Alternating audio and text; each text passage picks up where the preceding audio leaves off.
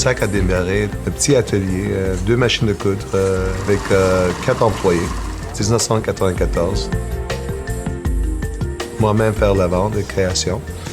Et après quelques années, aujourd'hui, on est au-dessus de 160 employés.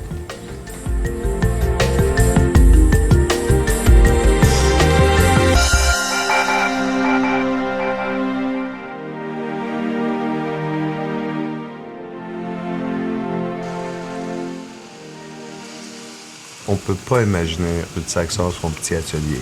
Premièrement, c'est faire notre confection. Ça nous a permis à les gens de comprendre que le produit est bien fait, de la façon qu'il est fait. Comme vous savez, la création, pour nous, ça commence avec la matière première.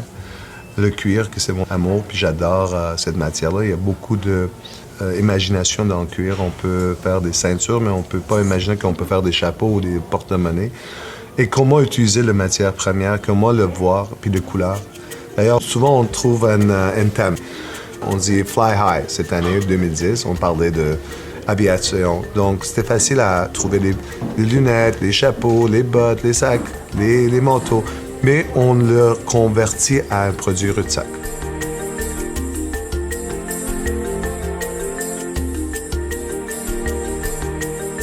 J'ai vraiment démarré comme une image qui pourrait adresser des gens qui veulent être un peu artistiques, un humble look sur les accessoires, une image très contemporaine, puis les gens ils adorent ça. Puis le produit il reste quelques années classiques, c'est pour ça que le nom Timeless ça sort beaucoup.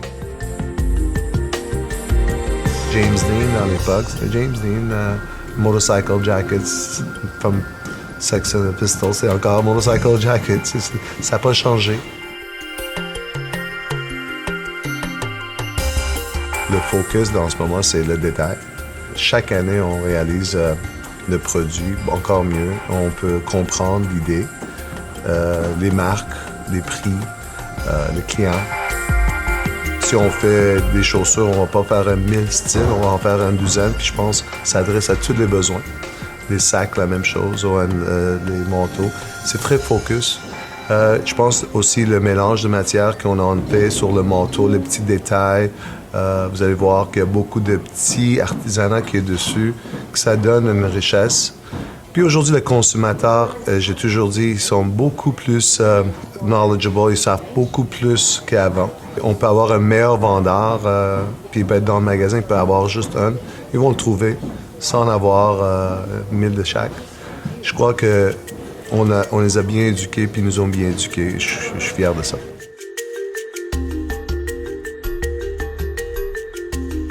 Quand on a démarré en 1994, le marque Rudsac, c'était le lancement. On a eu énormément de demandes avec des acheteurs qu'on dit « Est-ce que vous voulez faire Rudsac pour X ou Rudsac pour C ?»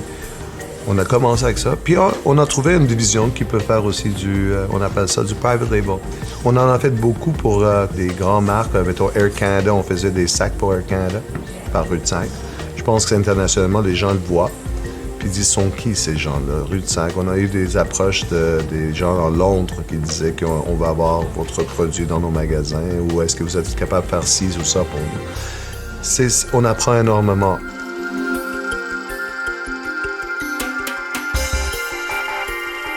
Des fois, j'ai de la misère à faire comprendre moi-même ou d'écrire quelle façon qu'on a réussi.